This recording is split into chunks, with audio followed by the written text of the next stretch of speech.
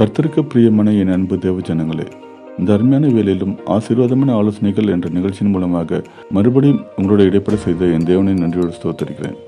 இன்றைக்கும் தேவன் வேதத்தில் உள்ள கட்டகுமாரனை பற்றிய உண்மையின் மூலமாக என்னோட இடைப்பட்ட சில காரியங்களை குறித்து நான் உங்களோட பகிர்ந்து கொள்ள ஆசைப்படுகிறேன். அதற்கு கர்த்தர் கிருபை செய்வாராக. வேதத்தில் உள்ள லூக்கா புஸ்தகத்தில் 15ஆம் அதிகாரம் 11ஆம் வசனம் முதல் 32ஆம் வசனம் வரை கெட்டகுமாரனை பற்றிய உண்மையை நாம் காண முடியும். அதாவது ஒரு தகப்பனுக்கு 2 குமாரர் இருக்காங்க. அதில் இளையவன் அப்பா என்னோட சொத்தை எனக்கு நீங்கள் பிரித்து கொடுங்க, நான் தனியாக போகிறேன் அப்படின்னு சொல்லும்போது அவனோட தகப்பன் அவனுக்கு சேர வேண்டிய சொத்தை பிரித்து கொடுக்குறாங்க. அவன் அந்த சொத்தை எடுத்துக்கிட்டு ஒரு தூர தேசத்தில் போய் வாசம் பண்ணுறான். அப்போ அந்த சொத்தை தகாத விதமாக துன்மார்க்கமான வழியில் செலவழிக்கிறான். அதனால சொத்து எல்லாமே சீக்கிரமாக செலவாயிடுது. அந்த நேரத்தில் அந்த தேசத்துலேயும் கொடிய பஞ்சம் வருது. அப்போ அவன் போய் அநேகர்கிட்ட வேலை கேட்கும்போது யாரும் வேலை கொடுக்க அவனுக்கு ஆயத்தமாக இல்லை. அப்போ ஒருத்தர்கிட்ட போயிட்டு அந்த பனிமிக்கிற வேலையாவது கொடுங்க அப்படின்னு சொல்லி அந்த பனிமிக்கிற வேலையை பெற்றுக்கொள்கிறான். ஆனால் அவனுக்கு சரியான ஆகாரமாக கிடைக்க மாட்டேங்குது. அதனால அந்த பன்றிக்கு போடுற தவிட்டையாவது எப்படியாவது தின்னு என் பசியாற்றுவேன் அப்படின்னு நினைக்கிறான். ஆனால் அந்த பன்றிக்கு போடுற தவிட்டை கூட அவனுக்கு கொடுக்கறதுக்கு யாருமே முன் வர மாட்டேன்றாங்க. அப்போ அவன் திரும்பியும் தன்னோட தகப்பனை வீட்டை நினைக்கிறான். என்னோட அப்பாவுக்கு நிறைய வேலைக்காரங்க இருக்காங்க, அவங்க எல்லாருக்குமே நல்ல திருப்தியான சாப்பாடு கிடைக்குது. என்னோட தகப்பன் கிட்ட நான் எழுப்பி போவேன் அப்படின்னு சொல்லிக்கிட்டு தன் தகப்பன் இடத்துல போறான். அவனோட தகப்பனை அவனை தூரத்துல பார்த்த உடனே ஓடி போய் அவன் கழுத்தை கட்டிப்பிடித்திட்டு அவனை மொத்தம் செய்யறான். அப்போ அந்த குமாரன் தகப்பன் இடத்துல சொல்றான், அப்பா நான் உங்க சொத்தெல்லாம் அழிச்சிட்டு நான் குமாரன் கூட சொல்ல எனக்கு தகுதி இல்லை அப்படின்னு சொல்றது. தகப்பன் கேட்காம தன்னுடைய வேலைக்காரர்களை பார்த்து இவனுக்கு விலை உயர்ந்த வஸ்திரத்தை உடுத்தி கைக்கு மோதிரம் போட்டு கால்களுக்கு பாதரட்சியை போடுங்க அப்படின்னு சொல்றாரு. அது மட்டும் இல்லாம அவன் திரும்பியும் வந்ததை கொண்டாடுறதுக்காக ஒரு கன்றுக்குட்டியை அடித்து பெரிய விருந்து பண்றான். அந்த நேரத்துல வயல்வெளிக்கு போயிருந்த மூத்த குமாரன் திரும்பி வரான். அவன் தூரத்துல வரும்போதே அவங்க வீட்டுல இருந்து சந்தோஷமான பாட்டு சத்தம் அவன் காதுல கேட்குது. அப்ப அவன் வேலைக்காரனை நோக்கி வீட்டுல ஒரு சந்தோஷமான நிகழ்ச்சி காணப்படுது, இது எதனால அப்படின்னு கேட்கும்போது உங்க தம்பி திரும்ப வந்துட்டான் அப்படின்னு சொல்லும்போது அதை கேட்ட இவனுக்கு ரொம்ப கஷ்டமாயிடுது. அதனால திரும்ப வீட்டுக்கு போறதுக்கு அவனுக்கு மனசே வரமாட்டேங்குது. அப்ப அவன் தகப்பன் வெளியே அவனை வீட்டுக்கு வருந்தி கூப்பிடுறான். ஆனா அந்த மூத்த குமாரன் என்ன சொல்றான்னு பாத்தீங்கன்னா, நான் இத்தனை வருஷ காலமா அவங்க கூட தான் இருக்கேன், உங்க கற்பனைகளை என்னைக்குமே மீறினதில்லை, இவங்க வார்த்தைகளுக்கு எல்லாமே செவி கொடுத்து நடக்கிறேன். அப்படி இருக்கும்போது எனக்கு ஒரு கன்றுக்குட்டியை அடித்து என் நண்பர்களோடு நான் சந்தோஷமா இருக்கும்படி எனக்கு நீங்க விருந்து செய்யல அப்படின்ட்டு அவன் கோபப்பட்டு வெளியே நிற்கிறத நம்ம பார்க்கிறோம். இந்த சம்பவத்தின் சாராம்சத்தை நீங்க பார்க்கும்போது இளையகுமாரன் தன் தகப்பன் இடத்துல அவன் சொத்தை பிரித்து வாங்கிட்டு போறான். ஆனா அவன் திரும்பியும் மனசாபப்பட்டு தன் தகப்பன் இடத்துல திரும்பியும் சேர்றதை நம்ம பார்க்கிறோம். ஆனா அந்த மூத்த குமாரனும் இத்தனை ஆண்டு காலமாக தன் தகப்பனோட இருந்தும் அவருடைய கற்பனைகளை கை கொண்டோம் தன் தகப்பனுடைய குணாதிசயம் அவங்க கிட்ட காணப்படல. அதாவது அந்த மன்னிக்கிற குணம் அவங்ககிட்ட இல்லை. இதே போலதான் நம்ம கூட நான் ஆண்டவரோட தான் இருக்கேன், ஆண்டவருக்கு பிரியமானவன், ஆண்டவர் என்னோட இடைப்பட்டு கொண்டு தான் இருக்காங்க அப்படின்னு சொல்றோம். ஆனா நமக்கு பிரியமில்லாத ஒரு காரியம் நடந்துச்சுன்னா உடனே நம்ம எரிச்சல் படுறோம், கோவப்படுறோம், பொறாமப்படுறோம். நம்ம குணாதிசயங்களே மாறுது. நம்ம தகப்பன் இடத்துல இருக்க அந்த மன்னிக்கிற சுவாபம் அவருடைய குணாதிசயங்கள் நம்ம கிட்ட காணப்படல. நம்ம காலங்காலமா ஆண்டவருக்குள்ள இருந்தும் எந்த பிரயோஜனமும் இல்லை. மத்தேயு 20ஆம் அதிகாரம் 16ஆம் வசனத்தை நம்ம பார்க்கும்போது இவ்விதமாக பிந்தினோர் முந்தினோராயும் முந்தினோர் பிந்தினோராயும் இருப்பார்கள், அழைக்கப்பட்டவர்கள் அநேகர், தெரிந்து கொள்ளப்பட்டவர்களோ சிலர் என்றார்.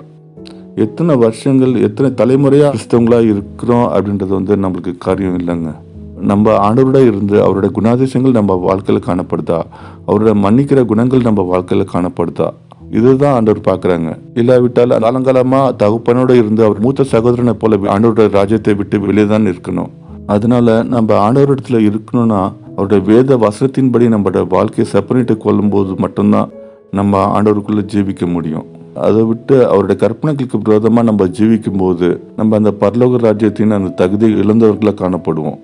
அதனால தேவனுக்கு பிரியமா அவரோட வசனங்களின்படி அவரோட வார்த்தைகளின்படி அவருடைய கற்பனைகளின்படி நடந்து தேவனுடைய ராஜ்யத்தை சுதந்திரிக்க தேவன் நமக்கு கிருபை தருவாராக. இறுதியாக இளையகுமாரன் தன் தகப்பன் இடத்துல தன்னோட பாவங்களை அறிக்கையிடும் போது அவர் தன்னுடைய வேலைக்காரர்களை பார்த்து இவனுக்கு உடுத்திக் கொள்ள உயர்ந்த வஸ்திரமும் கைகளுக்கு மோதிரமும் கால்களுக்கு பாதரட்சியும் போடுங்கள் அப்படின்னு சொல்றாரு. இந்த வசனத்தை குறித்து நான் தியானிக்கும் போது ஆண்டவர் எனக்கு வெளிப்படுத்தின சில காரியங்கள் என்னன்னா, ஏசாயா 61ஆம் அதிகாரம் 10ஆம் வசனத்தின் இறுதி பகுதியில் இப்படி சொல்லப்பட்டிருக்கு, அவர் ரட்சிப்பின் வஸ்திரங்களை எனக்கு உடுத்தி, அதாவது மிகவும் உயர்ந்த வெளியேறப்பெற்ற அந்த ரட்சிப்பை நமக்கு இலவசமா திரும்பியும் தராங்க. நம்ம திரும்பியும் அந்த மகிமையான ரட்சிப்புக்குள்ள வழி நடத்துறாங்க. பிறகு ஆகாய் 2ஆம் அதிகாரம் 23ஆம் வசனத்தின் மைய பகுதியில சொல்லப்பட்டிருக்கு, உன்னை முத்திரை மோதிரமாக வைப்பேன். அதற்கு அர்த்தம் பாத்தீங்கன்னா, அந்த முத்திரை மோதிரம்ன்றது ரொம்ப பவர்ஃபுல்லானது, ரொம்ப வல்லமையானது, ஒரு ஆளுகை தன்மை உடையது. அதை ஆதியாகமம் 41ஆம் அதிகாரம் 42ஆம் வசனத்துல பாருங்க. பார்வோன் தன் கையில் போட்டிருந்த தன் முத்திரை மோதிரத்தை கலற்றி அதை யோசேப்பின் கையிலே போட்டு, அதாவது யோசேப்பை பார்வோன் அந்த எகிப்து தேசத்துல அதிபதியா உயர்த்துறாரு. அவருக்கு அந்த அதிகாரத்தை கொடுத்ததற்கு அத்தாட்சியா தன்னுடைய கையில இருக்க அந்த முத்திரை மோதிரத்தை கலற்றி யோசேப்புக்கு கொடுக்கறத நம்ம பார்க்க முடியும். அடுத்ததா எஸ்தர் 8ஆம் அதிகாரம் 8ஆம் வசனத்தின் இறுதி பகுதியில சொல்லப்பட்டிருக்கு, ராஜாவின் மோதிரத்தினால் முத்திரை போடப்பட்டதை செல்லாமற் போக பண்ண ஒருவராலும் கூடாது. அதாவது ஒரு கடிதத்தை எழுதி அதன் கீழே அந்த ராஜா மோதிரத்தால முத்திரை போடப்பட்டிருந்ததுன்னா அந்த கட்டளைக்கு நம்ம கீழ்படுத்திதான் ஆகணும். அதை செல்லாமற் போக பண்ணவே முடியாது.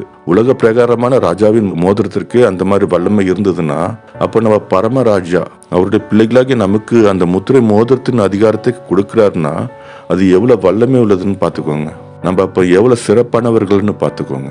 அடுத்ததா பாத்தீங்கன்னா பாதரட்சை.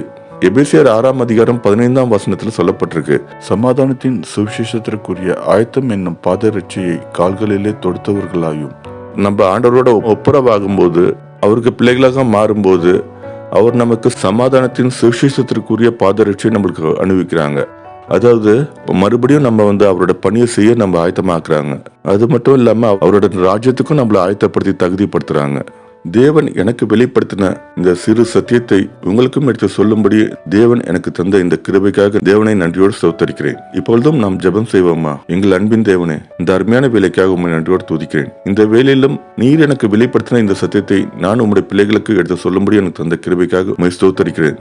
நாங்களும் எங்கள் குற்றங்களை அறிக்கையிட்டு மறுபடியும் உம்மோடு ஐக்கியமாகி நித்திய ராஜ்யத்திற்கு தகுதி பெற எங்களுக்கு நீர் கிருபை பாராட்டுமா ஜெபிக்கிறோம். நாங்கள் ரட்சிக்கப்படுவது மாத்திரமல்ல, உம்மோடு நாங்கள் இருக்கிறோம் என்பதற்கு அடையாளமாக உம்முடைய திவ்ய குணங்கள் ஒவ்வொன்றும் எங்கள் வாழ்க்கையில் காணப்படுவதற்காக நீர் கிருபை பாராட்டுமா ஜெபிக்கிறேன்.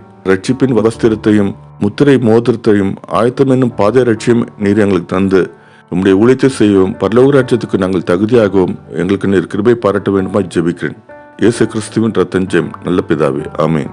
என் அன்பின் தேவ ஜனங்களே, இந்த அருமையான வேலையிலும் தேவன் என்னோடு இடைப்பட்ட சொன்ன காரியம் உங்களுக்கு மிகவும் பிரயோஜனமா இருக்கும் என்று விசுவாசிக்கிறேன். இந்த வார்த்தைகள் உங்களுக்கு பிரயோஜனமா இருந்தால் இதை உங்களுக்கு தெரிந்தவர்களுக்கும் நண்பர்களுக்கும் உற்றார்களுக்கும் பகிர்ந்து கொடுங்க.